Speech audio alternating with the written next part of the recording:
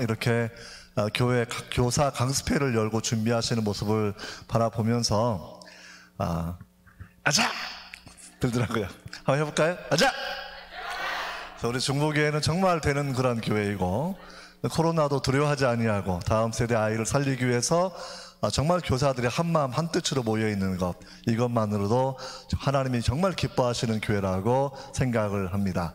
자, 우리가 오늘 주제는 파스칼의 팡세인데, 왜 팡세를 제가 하는 걸까 말씀을 좀 드리고, 팡세에 담겨져 있는 변증적인 원리들을 설명을 좀 해드리려고 합니다.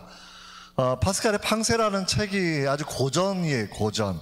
대학교 다니실 때나 아니면 그 옛날 청년 때 아마 읽어보셨을 거라고 생각이 되고, 최소한 여러 가지 유명한 이야기들이 많이 있는데, 가령 그 중에 하나가 클레오파트라의 코가 조금만 짧았더라면 세상의 지도가 달라졌을 것이다 라는 이야기도 팡세에 나오는 그런 구절이고요. 인간은 생각하는 갈대다라는 구절도 팡세에 나오는 그런 구절인데, 널리 알려진 명언들이 팡세에는 참 많이 있습니다. 우리가 이 팡세를 통해서 기독교 변증이 어떻게 연결되는지를 생각해 보았으면 좋을 것 같아요. 일단 변증이라는 말은 헬라어로 아폴로기아라는 말, 아폴로기아. 한번 따라해 보실까요? 아폴로기아. 우리나라 말로 번역을 하면, 우리말 성경에는 변명이라는 말 또는 대답이라는 말로 되어 있지만, 원래대로 말하게 되면 기독교의 복음을 법정에서 변호하는 겁니다. 변호. 사도행전을 바라보면 사도 바울이 고소를 당한 상태에서 우리가 믿는 신앙이 무엇인지, 유대교랑 뭐가 다른지 이런 부분들을 설명을 쭉 하고 있는데요, 이 내용 자체가 법정에서 쓰이는 자기 변호에 해당이 되고, 기독교 신앙의 진리를 설명하는 방식이 아폴로기아, 변증이라는 말로 번역이 되는 겁니다. 변증은 저처럼 학자가 하는 게 아니라 모든 성도에게 주셨던 하나님의 명령입니다. 베드로전서 3장 15절 말씀에도 소망에 관한 이유를 묻는 자들에게는 항상 대답할 것을 준비하라 말씀을 하고 계신데, 이 대답하다라는 이 말이 아폴로기아, 변증이라는 말이고요, 하나님 모든 성도에게 변증해라, 질문을 받으면 답변할 수 있는 준비가 늘 되어 있어야 된다라고 우리에게 명령을 하셨다라는 겁니다. 우리 교사들이 이 부분을 준비하지 않으면 사실은 명령 불복종에 해당이 되는 거죠. 우리 시대에 답변할 게 참 여러 가지가 많이 있는데요, 이게 변증학에 제가 가장 기본적인 내용 몇 분 말씀을 드리고 나머지 오늘 강의를 진행을 하도록 하겠습니다. 변증은 크게 세 가지 영역인데, 한 가지는 합리적인 답변, 논리적으로 답을 풀어가는 내용들입니다. 그리고 또 한 가지는 도덕적인 답변, 도덕적인 변증이에요. 그래서 늘 크리스찬 성도들이 세상을 섬기는 그러한 방식은 도덕적인 삶, 의의 삶을 통해서 우리가 그들을 돌보기 때문에, 사랑의 감동 때문에 복음이 전파가 되고 주님의 교회가 더욱 확장된다라는 그러한 도덕적인 변증, 합리적인 변증. 또 한 가지는 역사적인 변증인데요, 역사적인 변증은 실제 복음이 개인과 국가를 통째로 바꾸어가는 겁니다. 로마 시대를 바꾸어가고 타락한 영국 사회를 바꾸어가고, 우리 한반도에 우리나라 같은 경우에도 6.25 500년 역사 있었지만 얼마나 나라가 신분제도와 아울러서 희망을 잃었을 때 이 나라를 바꾸어준 것은 복음의 능력이라는 거죠. 역사적인 변증, 합리적인 변증, 그 다음에 도덕적인 변증. 이 합리적인 변증 영역 가운데 제가 다루는 철학적인 것들 또는 창조과학이 포함된 그런 부분들이 함께 포함되어 있습니다만, 이런 모든 변증을 사실 맛보기로 보여주는 주제가 팡세에 담겨있는 내용들입니다. 제가 늘 변증을 처음 가르칠 때에는 팡세를 통해서 여러 가지 변증의 양식들을 설명을 하고, 그리고 굉장히 깊이 있는 통찰력들을 제공해주고 있기 때문에 우리에게도 굉장히 유익할 거라고 생각이 됩니다.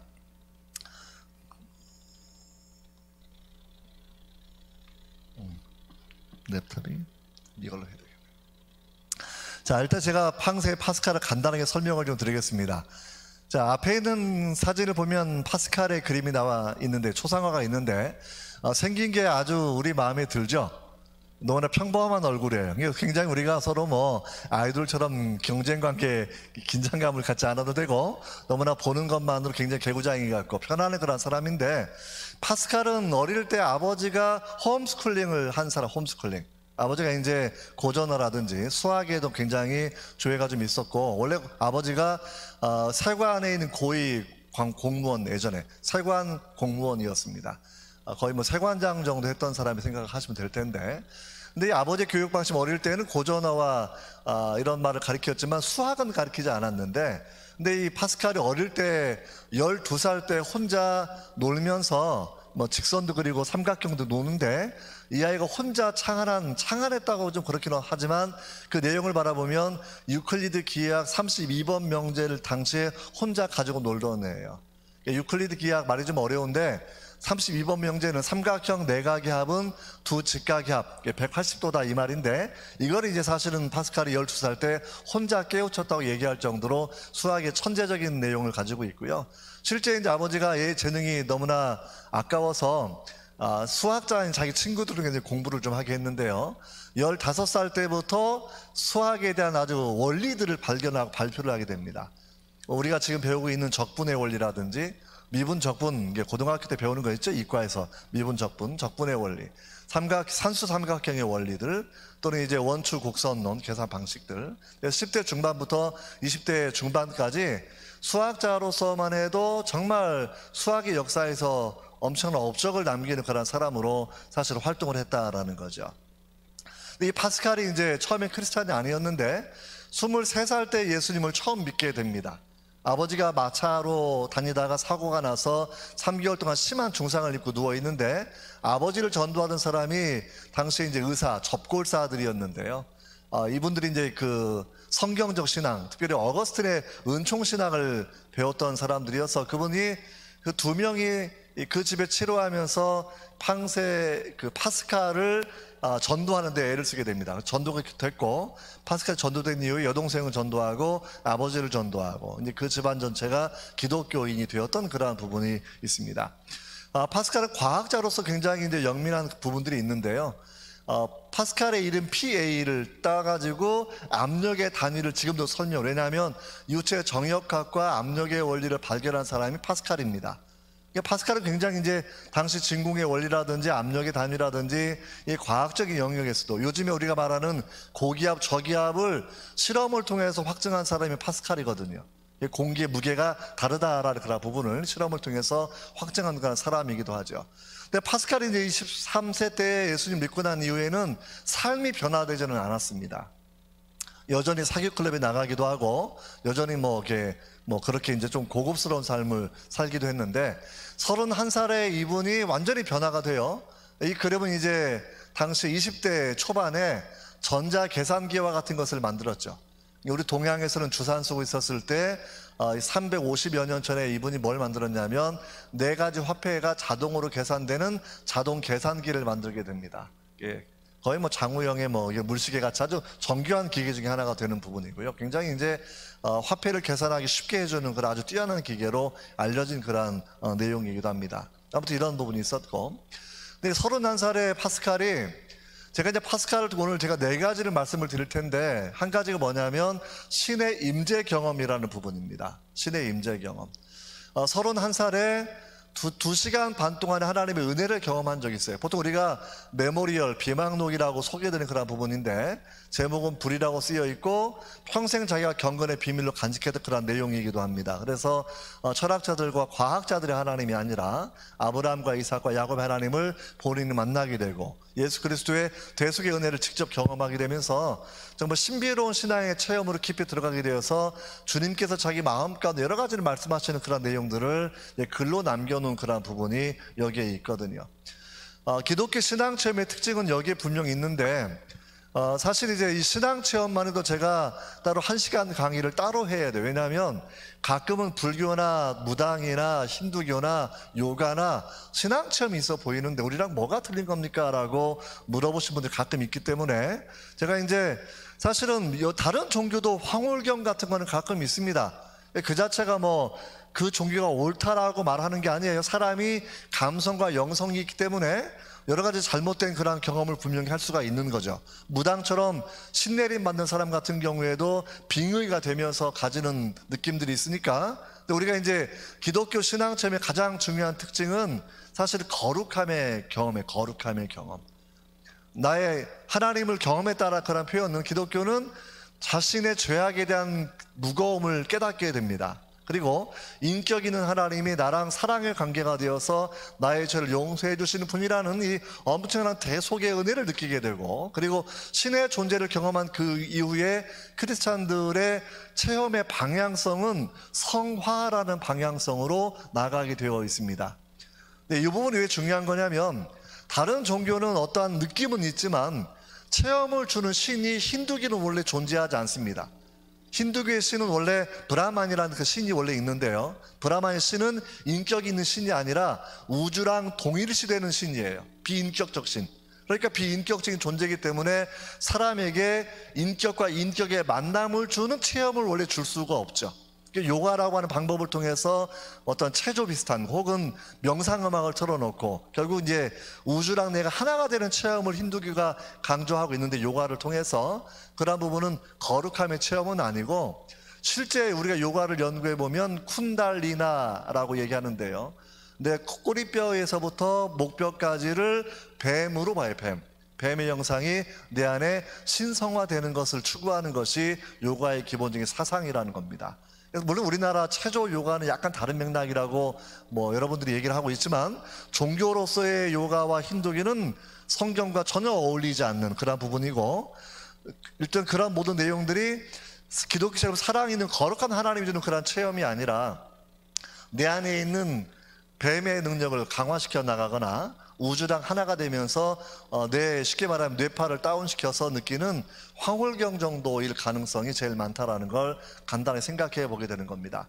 근데 기독교는 우리가 마틴 루터라든지 성결교 영향을 주었던 웨슬레 목사님이라든지, 또는 교회에서 유명한 어거스틴의 변화라든지, 또 우리 많은 성도님들이 처음에 예수님을 믿고 거듭날 때 내 죄 때문에 울고 십자가를 바라보며 감격하고 하는 그런 시간들을 갖는 이유는, 기독교의 신앙 체험은 거룩한 하나님과 만나는 것이 신앙 체험이에요.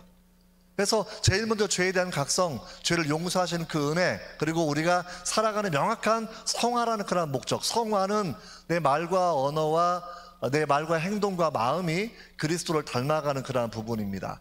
우리가 지금 시대가 포스트 모던 사회라 그래서, 이게 포스트 모던 사회는 보통 우리가 근대 사회를 모더니즘이라고 얘기하고요, 지금 사회를 포스트 모던 사회라고 후기 근대주의라고 얘기하는데, 지금 사회는 뭐냐면, 이게 포스트 모던이라는 사회는 절대적인 진리, 절대적인 어떤 구원의 길, 이걸 인정하지가 않아요. 그러니까 학생들이 학교를 다니면서 그냥 배워나가는 것은 여러 길이 있다라는 걸 스스로 배우거나 학교에서, 그러니까 예수님을 통해서만 천하에 구원받을 만한 이름이 오직 예수다라는 그런 부분을 아이들은 이미 공립학교를 통해서 그 사상 자체를 배우지 않는다라는 거예요.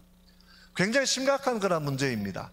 그래서 우리가 교회 학교에서 늘 이런 부분을 염두에 두면서 이 시대에 우리 아이들이 학교에서 무엇을 배우는가? 무신론을 배우고 하나님 없다, 진화론을 배우기도 하고, 또는 쾌락을 추구하는 인생의 삶, 쾌락주의를 배워나가기도 하고, 성공지상주의, 모든 것을 물질의 부유함을 통해서 성공 여부를 결정하는 성공지상주의를 배워나가기도 하고, 또는 여러 종교의 구원이 있다고 얘기하는 종교다원주의를 그들이 배워나가기도 하고, 또 많은 이단들이 기승을 부리면서 그냥 기득권 싸움 정도로 폄하할 때가 너무나 많이 있는 것이 우리 현실이라고 하면, 우리 교사들이 정말 배워야 될 게 생각보다 많습니다. 성경의 교리도 설명을 잘 해야 되는 건 기본이 되어 있고, 우리가 아이들이 무엇 때문에 무너지고 있는지를 하나하나 찾아내면서 그들에게 대항할 수 있는 논리를 개발하고, 우리 선생님들은 영적인 예방주사를 주는 사람이 되어야 돼요.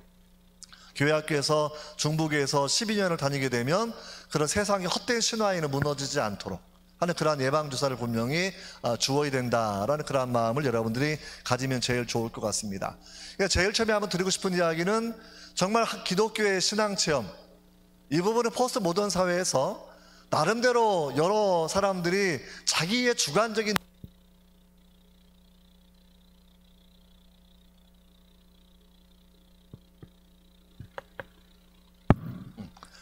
하나 둘 셋 넷, 하나 둘 셋 넷, 그런 시대이기 때문에 우리가 이런 거룩한 체험에 대한 그런 이야기는 굉장히 중요한 스토리가 됩니다. 다만 변화가 담겨져 있는 스토리를 발굴을 하셔야 됩니다. 가령 파스칼 같은 경우에는 신의 체험을 경험한 이후에 7년을 더 살고 39살의 인생을 떠나게 돼요. 나머지 7년 동안 뭐 했느냐라고 하게 되면, 사실은 기독교 교회사에서 많이 소개는 안 되었지만 정말 대단한 일을 하게 됩니다. 프랑스에 있는 개신교를 도울 수 있는 일을 2년 동안 해서 사실은 팡세 이전에 썼던 책이 18개의 편지를 묶어놓은 책으로 지금 발간이 되어 있습니다만, 프로뱅시알이라고 시골 친구에게 보내는 편지라는 게 있어요. 로마 카톨릭 개신교를 핍박해 나올 때에 개신교의 신앙의 원리를 변호하는 글을 써서 발표를 했는데, 이게 얼마나 파워풀한지 프랑스 사람들이 이걸 읽으면서 오히려 로마 교황을 지지하지 않고 정말 교황청과 관계없이 성경대로 은총신학을 배워 살려고 했던 이그노파 개신교들을 지지하는데 마음을 전부 다 모았다라는 거죠. 그래서 이 프로뱅시알의 그런 책에는 4가지 아주 중요한 원리가 담겨져 있는데, 상대방을 납득시키고 만족시키고, 또는 이제 대화의 기법, 대화술 아이러니 기법, 이런 것들을 사용하는 건데요. 이게 결국 무슨 얘기냐면, 성경에서도 항상 대답할 준비가 되어 있으라고 얘기하는 것처럼 사람들이 우리가 어떻게 답변할 것인지 논리적인 훈련은 기본적으로 되어 있어야 된다라는 거예요. 논리적인 훈련이. 이게 안 되어 있으니까 우리가 어버버 하다가 정말 중요한 순간에 답변을 주지 못하고 아이가 교회를 떠나는 비율이 너무나 많이 있다는 거거든요. 실제 미국 같은 경우에는요, 고등학교에서 교회 고등학교 오늘 졸업식 하면 그 다음 주에 안 나오는 사람이 40%. 그리고 4년 대학을 다니면 안 나오는 사람이 75%예요. 중요한 이유 중에 하나는 교회가 답변을 주지 않는다라는 생각을 미국도 하고 있고, 우리 한국도 사실은 마찬가지입니다. 제가 작년에 사랑의 교회 수양관 빌려서 했을 때에도 가나안 성도 900명 정도 청년들을 심층 인터뷰가 나왔던 질문 중에 하나가 뭐냐면, 왜 교회 떠납니까? 얘기했을 때 교회가 답변을 주지 않습니다라는 거예요. 답변을 얻게 되면 아이들이나 청년들이 인생을 걸 수 있습니다. 이게 신천지가 못됐지만 나름대로 자기가 답변을 주고 있는 거예요. 엉터리 답변이지만 그걸 세뇌를 시켜가지고. 근데 우리는 정말 진리인데 우리가 인생을 걸만한 것을 교회 학교가 제공해 주고 있지 않다고 하면, 우리가 뭔가 좀 설명하는 툴들이 전혀 잘못 있다라는 그런 부분을 생각해 봐야 되는 겁니다. 제가 오늘 중요한 강의 내용은 프로뱅시알이 아니고서 이건 그냥 넘어가도록 하겠는데, 팡세를 공부하면서 일단 큰 2가지 질문을 염두에 두시면, 팡세를 통해서 제가 3가지의 논증들을 설명을 드릴 텐데요, 도움이 좀 되실 것 생각이 됩니다. 첫 번째는 기독교 신앙을 멸시하고 조롱하는 사람들에게 어떻게 복음을 설명할 것인가라는 거예요. 그러니까 우리가 자녀를 훈육할 때에도 성경이 얘기하는 순간에 애들이 부모 말 안 들어요. 처음부터. 다른 때는 듣다가 성경 얘기를 얘기하려고 그래 벌써 듣지 않는 이런 상황이고, 어른들은 절반 정도는 종교를 가지고 있어요. 어른들은 절반은 종교가 없지만. 근데 우리 청년들 같은 경우에는 불과 30%만 종교를 가지고 있습니다. 70%는 15% 무신론자의 플러스 종교에 무관심한 사람이 70%가 우리 청년들의 현주수라는 거죠. 중딩, 초딩 내려가면 더 많고요, 사실은요. 이게 종교에 관심이 없는데, 마치 잠언에 있는 말씀처럼 먹고 사는 게 넉넉해서 그런지 아이들이 종교 자체에 관심이 없는데 어떻게 하면 우리가 진리를 소개할 수 있을까요? 라는 그런 방식을 팡세가 좀 여러 가지 많이 제시하고 있어서 그 부분을 함께 저희가 연구해 보면 좋겠고요. 그다음에 또 한 가지는 이제 논의가 좀 진행이 되어서 신이 있다고 해도 왜 이 신이 기독교의 하나님이어야 됩니까? 라는 그런 질문을 듣게 되었을 때 우리가 어떻게 이 부분을 설명할 것인가, 오늘 이 큰 2가지 질문을 염두에 두신다고 하면 이 팡세를 통해 여러분들이 배워나갈 수 있을 거라고 생각이 됩니다. 팡세라는 책을 사서 읽어보셔도 괜찮고요, 가장 최근에 올해 나온 책은 두란노에서 번역된 책이 한 권이 있고요, 서울대 출판부에 나온 번역된 책도 있고, 민음사 혹은 이학사에서 번역된 책들이 있으니까 읽어보셔도 되고, 아니면 제가 쓴 책 오해와 이해라는 책을 우리 성도님들이 많이 사주셨는데, 거기에 보면 챕터 6에 팡세를 설명해 놓은 부분이 있어요. 사실 팡세를 바로 읽어도 논점이 잡히지는 않습니다. 제가 풀어놓은 걸 보시면 이제 설명이 잘 되어 있으니까 오히려 더 좋은 생각이 드는데, 팡세를 썼던 3가지 목적을 파스칼이 정확하게 설명하고 있거든요. 지금하고 똑같은 거죠. 기독교 신앙을 멸시하고 조롱하는 사람들에게 첫 번째 목적이 뭐냐? 기독교에 대한 멸시의 마음을 존경의 마음으로 바꿔놓는 거예요. 일단은 1단계 목적이. 그렇게 조롱하지 말라는 거예요. 조롱받을 만한 종교 아니라는 겁니다. 그래서 왜 존경해야 되는지 설명을 쭉 해주는 거고요. 두 번째는 기독교 신앙을 존경하게 된 마음에서 종교 생활이 목적이 아니라 우리는 예수님과 하나님을 사랑하는 거잖아요. 그러니까 기독교를 존경하는 마음에서 하나님을 사랑하는 마음을 불러주는 것. 사랑의 마음이 생긴 그 이후에는 멈추지 않고요, 성경의 내적인 논증 12가지를 통해서 기독교 신앙이 단순한 믿음의 영역이 아니라 합리적으로 우리가 진리인 것을 입증해낼 수 있다는 12가지의 방식을 팡세에서 제시하고 있는 부분이거든요.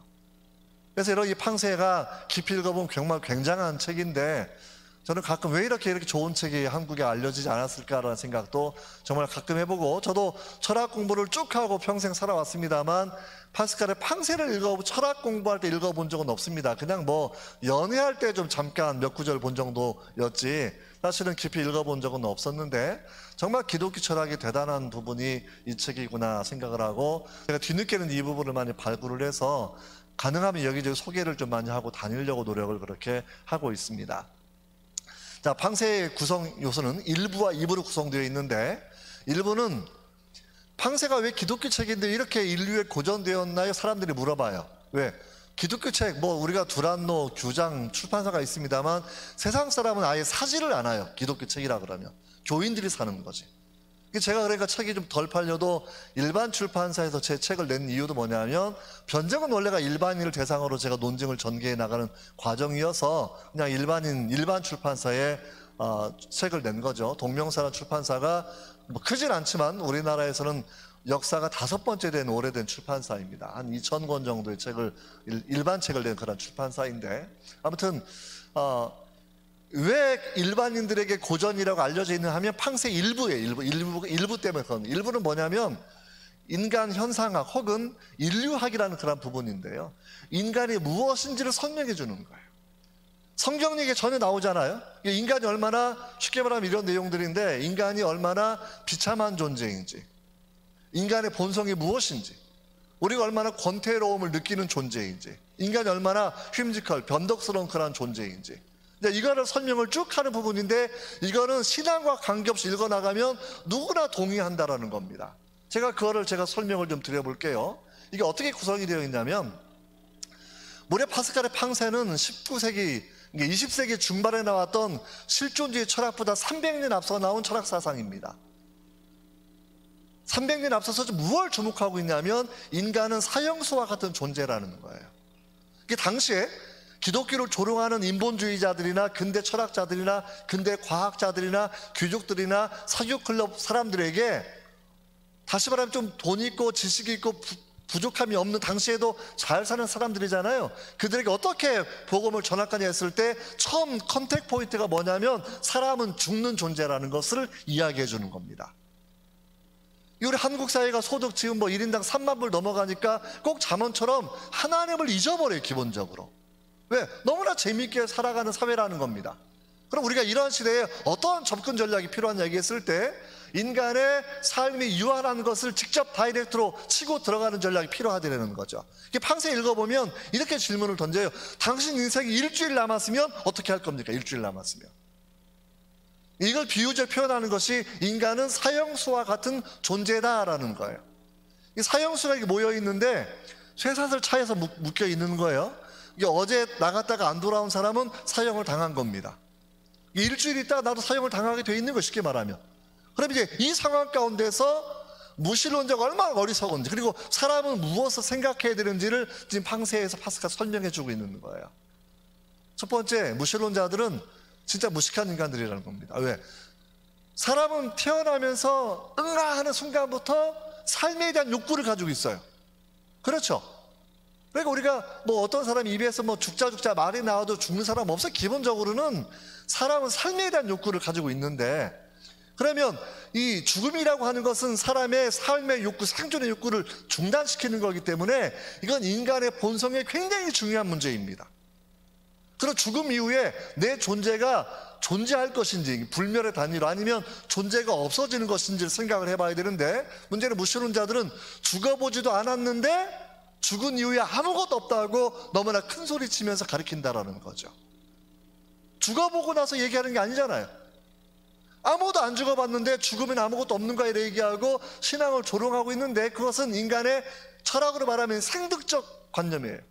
삶에 대한 욕구, 내 존재가 영원히 지속되기 원하는 마음을 사람들은 가지고 있는 건데, 기본적으로 그런 인성 본성에 모순되는 견해를 무신론자가 가지고 있고, 두 번째는 죽어보고 나서 얘기하는 것도 아니고 하나의 가능성, 자기 믿고 싶은 것을 그냥 말을 하는 건데, 실제는 그러한 부분은 근대 철학이나 근대 과학처럼 냉정한 추론 혹은 경험적인 관찰을 통해서 확증된 것이 아니라는 겁니다. 무신론의 이야기가. 무신론은요, 하나님이 없다고 말하는 그런 사람들은 하나님이 없는 것을 증명할 길이 없어요. 사실은요. 생각을 해보십시오. 모든 까마귀가 까맣다 그러면 까마귀가 까만 것을 증명할 길이 있을까요, 없을까? 이거 검증하는 거 불가능합니다. 동시대를 우리가 까마귀를 지금 뒤지려면 태백산부터 다 뒤져야 되는데 일일이 찾기도 어렵고요. 뭐 중국 까마귀, 아프리카 까마귀, 이거 어떻게 할 거예요? 그 다음에 지금은 조사한다고 쳐도 조선시대 까마귀도 어떻게 할 거예요? 그러니까 역사상 모든 까마귀 까맣다는 게, 모든 까마귀 까만 것을 검증하는 방법은 과학적으로 존재하지 않아요.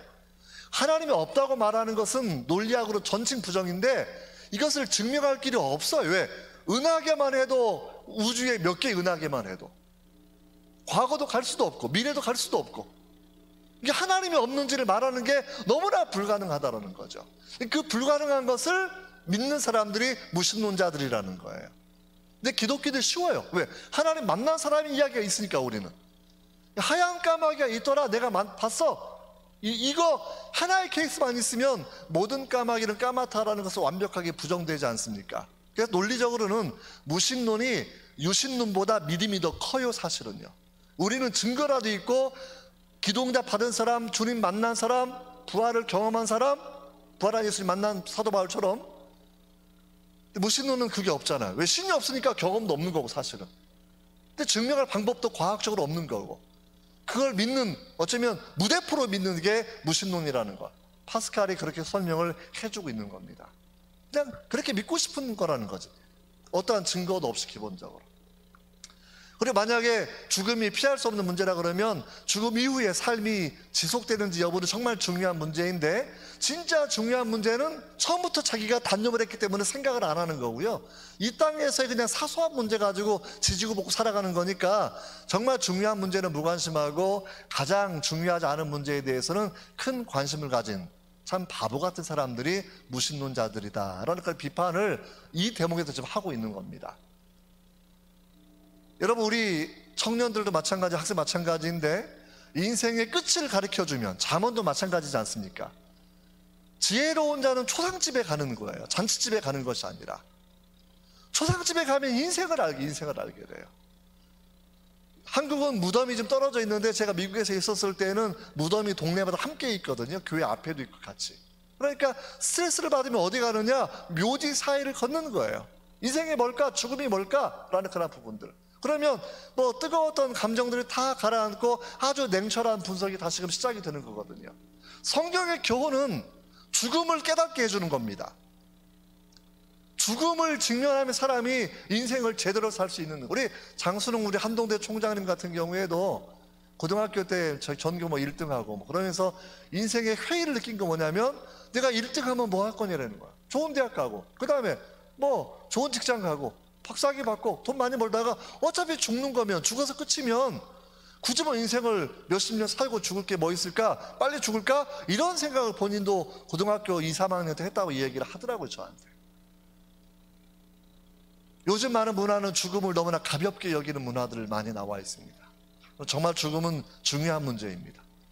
파스칼의 팡세가 이 부분 우리에게 설명을 해주고 있는데, 이 부분이 우리가 교회 학교에서도 많이 사실은 적용해 볼 수 있는 여지가 충분히 있지 않을까라는 그런 생각을 우리가 한번은 해봐야 된다는 거 말씀을 드리는 거고요. 두 번째는 뭐냐면, 모든 사람은 자기 이성에 만족한 삶을 살아가요. 그러니까 이성을 통해서 모든 것을 다 만들 수 있습니다.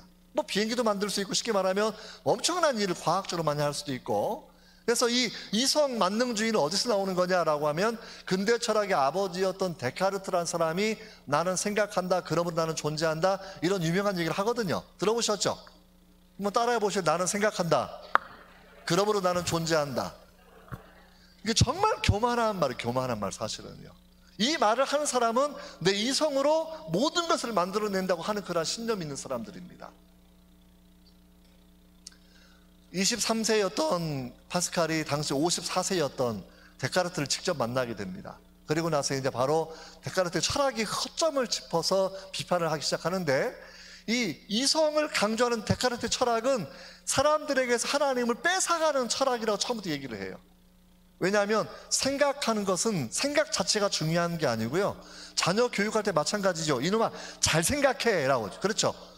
나쁘게 생각하면 사기꾼도 되는 거예요. 나쁘게 생각하면 사람도 죽일 수 있는 거고, 잘 생각하는 것이 사람이 사람답게 사는 길이라는 거예요. 그래서 이걸 강조하는 것이 인간은 생각하는 갈대다라는 유명한 말입니다. 한번 따라해 보실래요? 인간은 생각하는 갈대다. 되게 사실은 팡세이브 멋진 말 너무나 많아서 다 외워야 돼요, 정말로. 그냥 말이 멋있잖아요, 기본적으로. 뭘 생각하는 거냐? 내가 갈대처럼 연약하고 유한한 존재라는 것을 생각하는 게 진짜 생각을 잘 하는 거라는 거예요. 왜냐하면 사람은 사실 너무나 어이없게 죽기도 하잖아요. 그래서 정말 자연에 의해서 또는 동물에 의해서 또는 우주에 의해서 사람이 죽을 수밖에 없는데, 사람이 우주나 자연보다 유리한 것은 우리는 죽어가는 것을 알아요. 그래서 슬퍼하기도 하고, 죽어가는 것을 알기 때문에 우리를 죽이는 어떠한 것들보다 우리는 유리한 존재가 된다고 얘기를 하는 거죠. 여기에서 신앙과 사람됨과 윤리의 요점이 나오는 겁니다. 잘 생각하는 거에서. 잘 생각하는 거. 이게 자녀들에게도 공부를 잘해라, 이게 중요한 게 아닙니다. 올바른 생각을 하고 살아가는 것이 중요한 것을 가르쳐 주는 거죠. 인간은 갈대처럼 연약한 존재이다. 연약함을 생각한다고 하면 여기에서 우리는 인생을 살만한 방향과 통찰을 분명히 얻을 수 있다라는 그런 부분이거든요. 인간은 생각하는 갈대다라는 그런 이야기. 그 다음에 나오는 게 클레오파트라의 코어 이야기인데요, 너무나 유명한, 이건 꼭 들어보셨죠? 근데 이 파스칼의 팡세에 쓰여져 있는 것은 모르시는 분도 있을 거예요. 클레오파트라의 코가 조금만 짧았더라고 하면 유럽의 지도가 달라졌을 거다 얘기하는 건데, 사실 클레오파트라는 남자친구가 2명 있었는데, 남자친구는 아니고 아무튼 남자가 2명을 사귀었는데 다 로마의 영웅들을 사귀었죠. 그 유명한 시저를 사귄 사람이 클레오파트라였고요, 시저의 후계자 중에 한 명이었던 안토니우스 사귄 사람이 클레오파트라예요.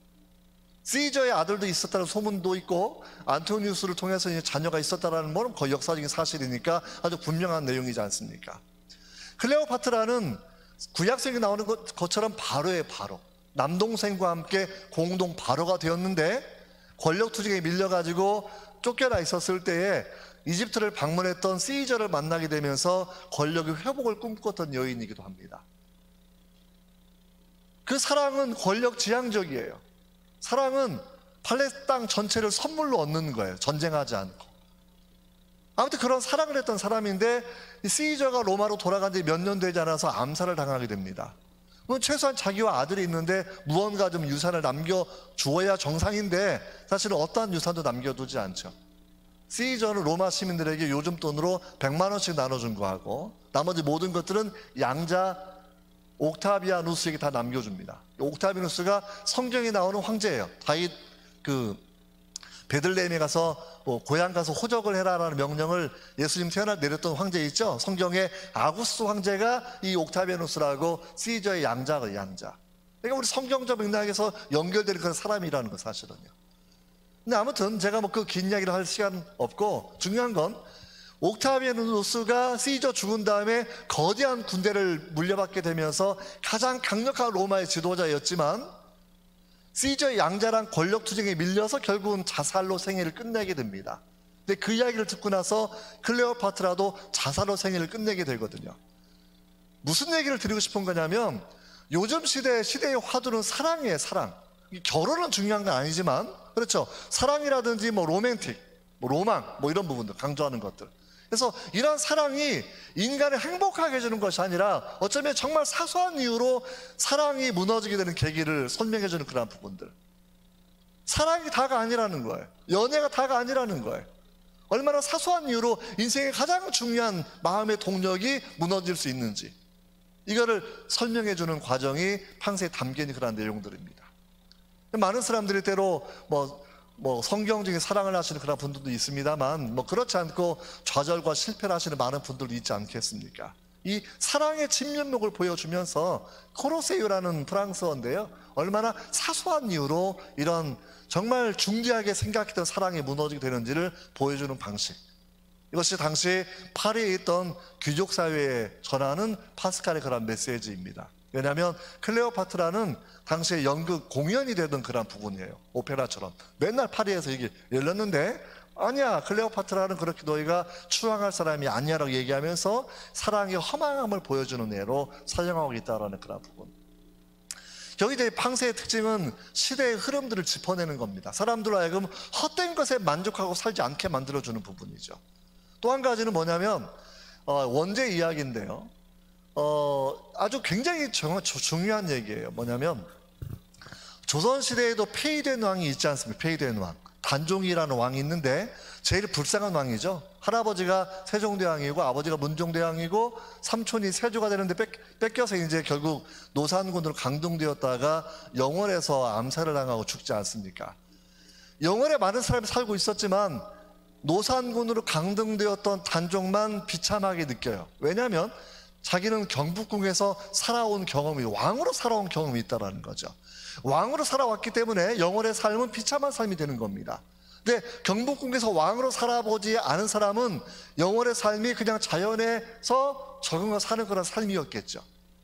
무슨 얘기를 하는 거냐면, 파스칼에서 팡세가 파스칼이 말을 하는 것은 사람은 이중적인 본성을 가지고 있다는 거예요.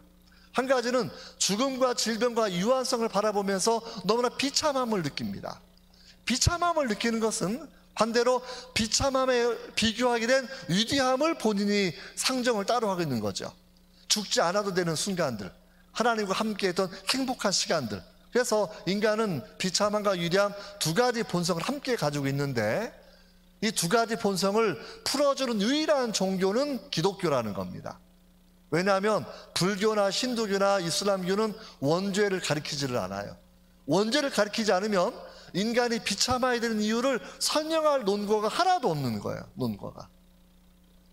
그러니까 우리가 보통 아이들이 이 질문을 많이 하지 않습니까? 선악과 왜 만들었대? 별 얘기를 다 하는데, 이거야말로 인간의 두 가지의 본성의 특징들, 위대함과 비참함을 설명해주는 가장 위대한 설명이고, 그리고 전 세계에서는 하나밖에 없는 설명이다라는 이 부분, 이 부분을 파스칼의 팡세에서 아주 강조하는 그런 부분이라는 것.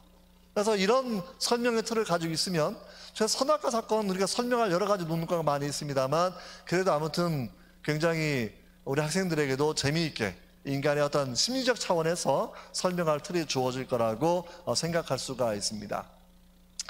그 다음 나오는 내용들은 이제 근대 철학, 근대 과학을 비판하는 그런 내용들인데요, 이성도 감성도 오류 가능하다, 이런 얘기를 해 나가고 있는 거고, 또 한 가지는 이제 인간이 계속 오락을 좋아해요. 오락 싫어하는 사람 별로 없죠. 오락 좋아하는 이유가, 왜 오락을 좋아하는 거냐, 이거를 또 파스칼이 연구를 해 나가는 거예요. 오락을 좋아하는 이유는 시간 때우려고. 왜 시간 때우려고 그러냐면 자신의 비참함을, 권태로움을 좀 잊어버리려고.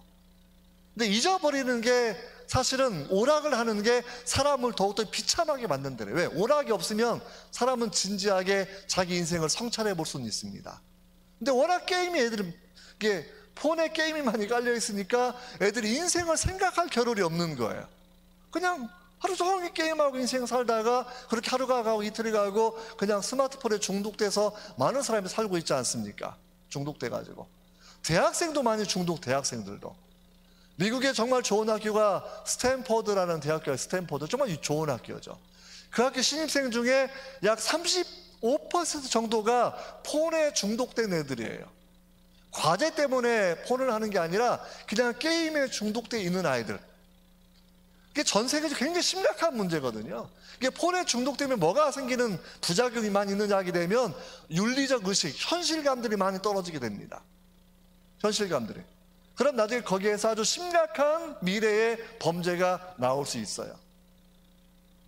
아무튼 그 부분은 설명이 또 따로 필요한 영역들인데, 아무튼 그래 파스칼 같은 경우에는 사람이 킬링타임이라고 오락에 빠져드는 이유는, 애들이 만화 보고 영화 보고 게임하고 하는 이유는 자기도 모르지만 인생의 비참함을 잠깐이라도 망각해 보려고 하는 그런 부분인데, 그 오락에 집중하는 것 자체가 사람을 비참하게 만드는 거다. 인생을 각성할 기회를 주지 않기 때문이다 라는 그런 철학적인 성찰, 신학적인 성찰을 이 파스칼이 그렇게 하고 있다라는 거거든요. 여러분, 제가 이제 팡세 파스칼의 이야기 짧게 설명을 쭉 드렸습니다만, 이게 인류학적 논증이라는 건, 인류학 논증은 예수 믿으세요 이 말 하지 않아요. 사람이 얼마나 죽음을 피할 수 없는 그러한 존재인지, 우리 본성이 얼마나 권태로움과 불안감을 느끼고 죽음 때문에 불안해하는 그러한 존재인지, 때로 얼마나 허망한 사랑을 추구하며 살아가고 있는 그러한 존재인지, 정말 죽음이 중요한 문제임에도 불구하고 죽음 자체를 외면하고 살려고 하는 그런 사람들인지를 설명하는 것이 이 팡세의 일부 이런 내용인데, 이 부분이 사실은 우리 현대 시대에도 굉장히 도전적인 메시지를 주는 영역이다라고 그렇게 생각을 우리 할 수 있습니다. 그래서 이걸 읽다 보면, 아, 우리는 비참한 존재야, 우리는 갈대처럼 연약한 존재야, 우리는 죽음을 피할 수 없는 그런 존재야 라는 현실성을 깨닫게 하면서 마지막 나오는 새로운 고백, 마치 로마서 7장처럼 오호라, 나는 불쌍한 사람, 곤고한 사람이구나 라는 것, 이것만 동의하게 되면 여기에서 자기 인식에 대한 새로운 돌파구를 사람들이 추구한다는 겁니다. 누가 나를 구해낼 것인가, 우리한테 출구가 있는가, 우리한테 구원의 길이 있는가. 진단이 이루어지면 거기엔 솔루션이 여러분 제시될 수 분명히 있지 않습니까? 네, 이런 부분을 강조하는 것 팡세 일부의 그런 특징이라는 제가 말씀을 간단하게 드리고요. 이 부분이 이제 교회학교에 적용된다고 하면 아이들에게 어려서부터, 왜냐하면 죽음의 문제를 한번 생각해 보게 하는 건 굉장히 중요한 과제예요. 원래 과제, 인생에 대해서.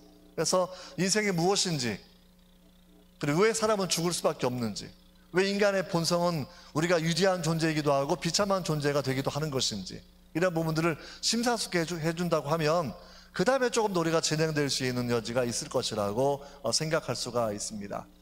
37분인데 저한테 몇 분까지 주어진 거죠? 5분 남았나요? 50분까지? 40분까지인가요? 10분, 이게 10분 남은, 10분 안 남은 거죠. 이게 빨리 끝내야 되는데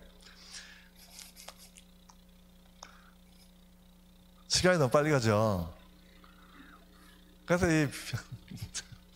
아무튼 못하면 다음에 또 이어서 제가 하도록 하겠습니다. 자, 내기 논증을 제가 설명을 좀, 이 내기 논증이 이제 이런 부분인데요. 내기 논증 이후에 이제 성경의 내적 논증 12가지가 또 나와요. 그래서 사실 빨리 지나가면 의미가 없어서 그냥 제가 좀 자세히 설명하는 게 더 나을 수도 있겠습니다. 내기 논증은 이거예요. 사람이 그럼 죽음을 피할 수가 없는데 죽고 난 이후에 신이 있을 것인가 없을 것인가를 생각해 보는 겁니다. 그렇죠? 우리가 죽고 나면 신이 있을까 없을까를 생각해 보는 거죠. 그 다음에 나는 믿을 것인가 말 것인가를 내가 선택할 수 있지 않습니까? 이 두 가지를 결합하면 내가 죽기 전에 믿었는데 죽고 나서 신이 있다 없다, 내가 죽기 전에 안 믿었는데 죽고 나서 신이 있다 없다가 나누어지는 거잖아요. 이걸 이제 계산을 해보는 거예요. 내가 믿었는데 죽고 나니까 신이 있어요. 그럼 뭘 얻는 거죠? 성경에서 영생을 주시니까 수학 기호를 사용하면 무한대의 이득을 얻게 되는 겁니다. 영생 복락을 얻게 되는 거죠. 내가 믿었는데 교사 강습회도 나오기도 하고 헌금도 하고 다 하고, 근데 죽어보니까 하나님이 없으면 어떻게 되는 거예요? 헌금 손해본 건가요? 생각을 잘 하셔야 됩니다. 파스칼은 플러스 알파로 계산합니다. 왜? 종교가 주는 유익성, 가족과 함께 보내고 도덕적인 삶을 살아가고 내 마음 평화를 얻고, 그러니까 이건 내가 시간을 들였어도 결코 손해가 아니다. 플러스 알파로 계산합니다. 내가 안 믿었어요. 죽고 나니까 하나님이 계시네?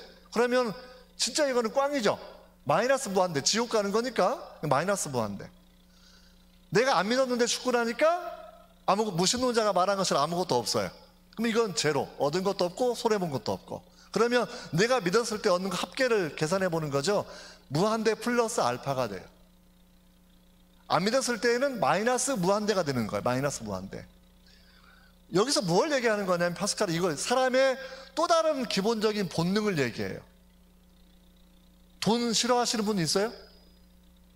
아니, 우리가 기업체를 운영하고 장사를 하고 뭘 할 때, 농사를 지을 때도 이득을 얻으려고 일을 하는 거잖아요. 사람의 본성은 이득을 추구하는 건데, 사람의 본성이 이득을 추구하는 거라고 하면 내 행동, 믿는 행동과 안 믿는 행동이 비교해 보면서 가장 큰 이득을 얻는 쪽을 선택하는 것이 사람의 본능에 맞는 설명이라는 거예요. 그럼 우리가 믿는 쪽이 플러스 무한대 플러스 알파가 되는 거니까 이거 사실 엄청난 이득이 되는 거죠. 그래서 당연히 이득을 좋아하는 사람이라 그러면 당연히 수지타산의 원리에 따라서 신을 믿는 쪽을 선택해야 된다라는 것을 강조하는 것이 내기논의 그런 특징입니다. 이게 이성적이라는 거예요. 그 성령 자체도 하나님은 자기를 찾는 자들에게 상을 주시는 분이라고 명확하게 설명을 하고 있습니다. 우리가 자녀를 키울 때도 상과 벌의 원칙은 거의 본능이에요. 잘하면 상 주고 못하면 혼내는 거잖아요, 기본적으로. 그래서 하나님이 사람에게 상을 주시는 이런 플랜들, 사람이 가지는 마음의 본성상 이득을 추구하는 마음을 가지고 있는 것들, 우리 본성에 가장 부합한 것은 역시 신앙의 문제도 타산의 원리에 따라서 가장 많은 이득을 주는 쪽을 선택하는 것이 옳다라는 부분을 강조하는 것이 내기논증의 핵심적인 포인트라는 거예요. 이 믿는 게 손해가 아니라는 겁니다. 믿는 게 가장 큰 이득을 주는 거다라는 그런 부분을 아주 명확하게 설명을 하는 거고, 여기에 담겨있는 철학적 논쟁은 또 하나 뭐가 있냐고 하면 죽은 이후에 신도 없고 내 영혼도 없을 가능성, 한 가능성이 있는 거고, 나머지는 내 영혼도 존재하고 신도 존재할 불멸의 세계가 있는 세계를 설명하는 논과 함께 있다는 거예요. 내가 살고 싶은 사람이라 그러면 당연히 불멸의 세계 여부에 대해서 우리는 내기를 해야 된다는 거예요. 왜? 불멸의 세계가 있든지 없든지 할 거니까 있는 쪽을 선택할 것인가 아닌 쪽을 선택할 것인가 얘기하면서 파스칼은 여기에서 사람은 마음을 가진 존재, 마음을 가진 그런 존재는 요즘 심리 철학에서 굉장히 중요한 논의가 되는 건데요, 결국 영혼의 존재를 설명하는 1차적인 논증은 마음의 존재를 얘기해 주는 겁니다. 이게 어떤 사람이 이런 얘기 하잖아요. 영혼 있는 거 설명해주면 내가 예수님 믿을게, 이런 사람 가끔 있거든요. 영혼이 보이면 내가 믿겠다, 영혼이 있으면. 영혼 있는 거 설명하려고 하는 방식이 1차적으로는 마음의 존재와 자유의지의 존재를 설명하는 방식인데요, 철학적인 차원에서는. 마음을 설명하는 방식만 제가 간단하게 설명을 좀 드리고, 아마 오늘은 내기 논쟁에서 끝내기로 하고, 다음에 제가 이어서 그러면 다른 부분을 설명을 다음 주에 좀 진행을 하도록 하겠습니다. 자, 우리 일단 어르신들은 분명히 알 겁니다. 20대의 몸과 마음은 하나가 된 상태죠. 불일치하지 않아요? 근데 나이가 들면 일단 느낌이 좀 틀려요. 마음은 원인데 육신이 안 따라오는 것, 이거 느끼기도 하고, 마음은 젊은데 이제 몸이 안 따라오니까 서로 약간 다른 생각하는 기능이 있는 걸 분명히 사람은 느끼게 되어 있습니다. 좀 더 철학적으로 얘기하게 되면 몸의 욕구가 있고 마음의 욕구가 있어요. 몸의 욕구는 먹고 마시는 겁니다. 쉬는 거고요. 몸이 원하는 거죠. 칼로리가 땡겨, 짬뽕이 땡기는 거예요. 담배가 땡겨, 술이 땡겨, 이런 부분들이죠. 근데 마음은요, 몸의 욕구에 브레이크를 걸어요. 금식해야 돼. 담배 좀 끊어. 마약 좀 끊어. 이런 얘기 하는 거잖아요. 몸이 원하는 욕구를 죽이는 두 번째 욕구를 2차 욕구라고 얘기해요. 2차 욕구는 몸에서 나오는 욕구가 아니에요, 디자이어가. 그래서 마음이 따로 존재하는 것 굉장히 분명한 겁니다. 또 한 가지는 뭐냐면 마음의 영역은요, 아주 신비로운 부분이어서 자기 정체성, 내가 누구인지를 설명하는 것은 마음의 영역이라는 거예요. 내가 누구인지. 아무튼 이 부분이 이제 좀 설명이 좀 복잡해지긴 한데, 마음이 있다고 하면 마음의 존재를 통해서 우리가 자유의지의 존재가 설명해낼 수 있고, 이걸 통해서 기본적으로 영혼의 존재를 설명할 수 있는 1차적인 논의는 진행이 된다라는 것. 여기서 좀 더 진행되면 이제 임사체험 논증도 따로 있는데, 그건 이제 제가 다음에 기회가 되면 이 부분은 설명을 드리려고 합니다. 그래서 신이 있는 것에 모든 것을 걸어라라고 하는 것이 내기 논증의 핵심입니다. 재미있는 간증 하나 하고 제가 오늘 강의를 마치려고 해요. 제가 미국에 있었을 때 도박사 한 명을 간접적으로 전도한 적이, 도박사 한 명을. 그분이 이제 뭐 작은 기업체 운영하는 분이었는데 종업원 뽑을 때도 도박을 좀 줘. 왜? 틈나면 하러 가야 되니까. 그래서 한 마음을 가질 수 있는 팀원들을 많이 뽑아서 사업도 하면서 도박도 열심히 하는 그런 사람이었는데, 도박 좋아하니까 술도 좋아하지 않습니까? 술도 좋아하고.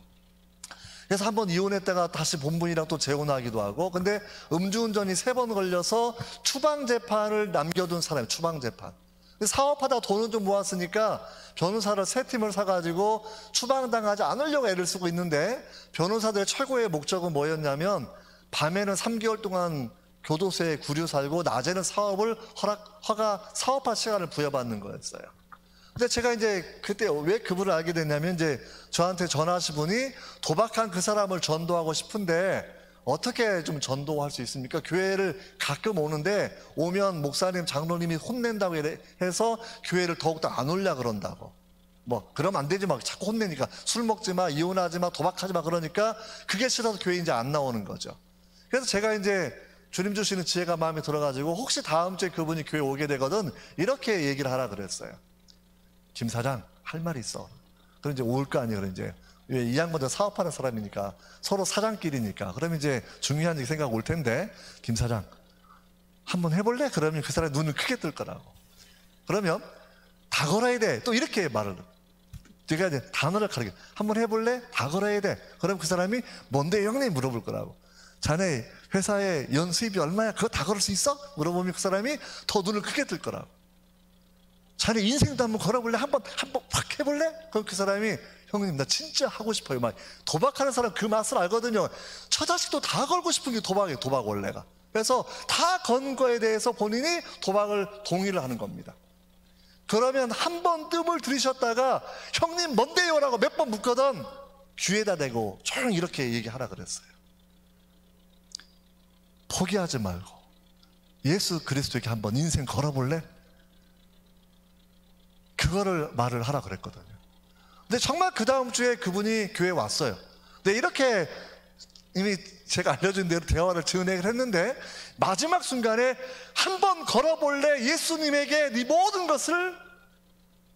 근데 그 사람 말대로 제가 전해 들은 이야기, 직접 만난 적은 없으니까 꼭 전기 맞은 것처럼 내가 움찔하더니 뭐가 일어났냐면, 도박의 영이 떠나는 것처럼 도박이 끊어진 겁니다. 그때부터. 내가 걸겠다는 예수님한테 한번 걸어볼게요. 형님 다 걸어볼게요. 왜? 어차피 잘못되면 추방당하는 상황이고, 이제 재혼했다가 또 이혼당할 위기에 있는 상황이었기 때문에 뭐 사실은 마지막 코너 한번 내가 다 걸어보겠습니다. 근데 그 다음 주에 재판을 받는데 무슨 일이 벌어졌냐면, 재판관이, 변호사가 뭐 잘할 수도 있겠지만 저는 하나님의 은혜라고 생각을 하는데요, 재판관이 기록을 지어줄 테니까 인생 포기하지 말고 한 번 더 살아봐라, 이런 얘기를 하게 된 거예요. 있을 수 없는 일이 법원에서 이루어지게 된 거죠. 사실은요. 내게 있는 핵심은 이거예요. 예수 그리스도에게 인생을 다 걸 수 있느냐라는 거예요. 신앙생활의 요점은 여기에요. 한 발만 걸치는 건 신앙생활이 아닙니다. 도박할 때에도 내 주머니는 패를 다 걸어요. 그거 하나 얻어보려고. 사실은요, 신앙생활은 영생을 얻는 거고 하나님과 함께하는 삶을 얻는 거거든요. 그러면 내가 걸 게 뭘까? 내 인생의 모든 것, 내 마음, 내 몸, 내 시간, 내 재능, 모든 것을 거는 것을 강조하는 논증이 내기 논증입니다. 신앙생활은 뜨뜻미지근하게 하는 게 아니라는 거예요. 내기 논증을 받아들인 이후에는 그럼 이제 왜 이 신이 기독교의 하나님이냐, 이거 설명하는 방법들이 있고 12가지 방식이 또 다르게 나와 있는데, 제가 그분은 여러분께 다음에 설명을 좀 더 하는 게 좋을 것 같습니다. 오케이. 혹시 질문 한 명만 딱 받을게요. 질문 있으신가요? 오케이. 제가 기도하고 마치겠습니다.